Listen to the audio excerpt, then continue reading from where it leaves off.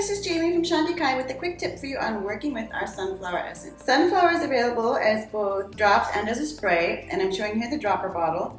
And it is a really wonderful essence for self-nurturing. And if you think about how sunflower is big, bright, and joyful, and it's filled with all this nurturing energy, if as a child your father figure wasn't there or you lacked nurturing in some way, this can be a really good essence to work with, especially in conjunct with other types of therapy or alternative healing modalities, just for resolving issues with your father, even mother as well. It can also be a really good essence to work with for self-empowerment, right? It helps to nurture you from within so that you naturally feel confident and strong. And when you're coming from that space, you naturally shine more.